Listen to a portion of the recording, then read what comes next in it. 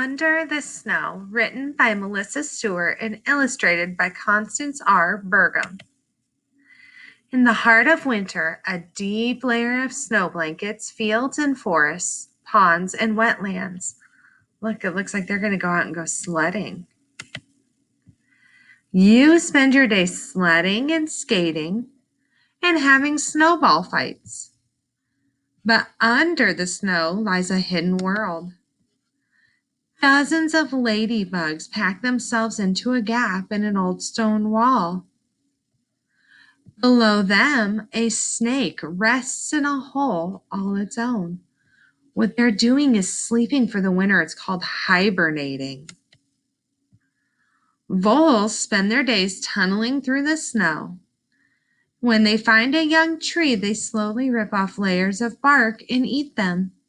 So he's not hibernating, he's staying awake, but he's still under the snow. Below the ground, the chipmunk snoozes a few days at a time, and between its naps, it snacks on nuts and seeds stored in its burrow. So even though it wakes up, it's not really one that you're going to see come up out of the snow. He's going to stay down there in his house. Under the snow in a forest, a mourning cloak butterfly takes cover in a pile of brush. And it's going to hibernate down there too, because if you've noticed, you never see butterflies in the wintertime. Or the centipedes or bumblebees, because they're resting out inside a rotting log. The centipede and the bumblebee queen remain silent and still until spring. They're hibernating. A wood frog nestles in scattered leaves on the forest floor. It can freeze solid and still survive.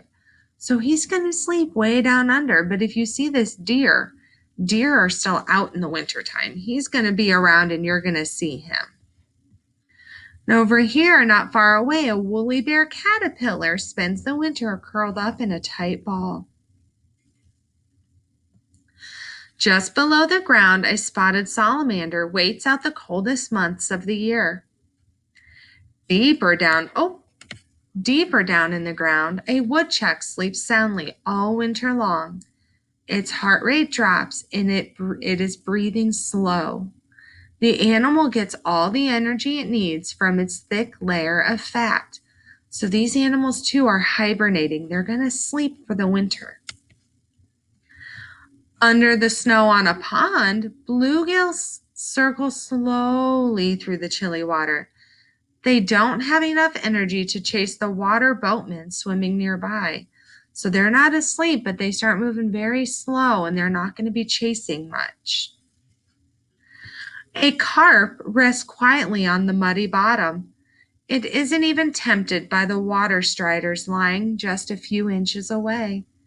So he too, he's not asleep, but he's definitely resting down there, not being very movie. Buried in the mud, a frog and a turtle wait out the winter. They never move and they barely breathe. Under the snow in a wetland, a beaver family huddles together. Inside a cozy log lodge. When they get hungry, they swim to their food storage pile and munch on some sticks. So they don't hibernate, but you also don't really see them out. They're going to stay tucked away in the warm. But even on the coldest winter day, these red-spotted newts dodge and dart and whiz and whirl just below the ice. So they're still moving. If you can see them through the ice, you'll see them swimming around. As time passes, the sun's rays slowly grow stronger. Each day is a little bit longer. Animals living in fields and forests, ponds and wetlands begin to get ready for spring. See, the snow is melting. There's a few butterflies out. So animals are the deer and the squirrels were always out. That might be a chipmunk. I'm not sure. But you'll start to see more animals as it gets warmer. And so do you. You start doing different activities. Notice there's no snow, so no sleds, no skates. They're just going out for a walk maybe, or maybe going to go fishing in the pond. The end.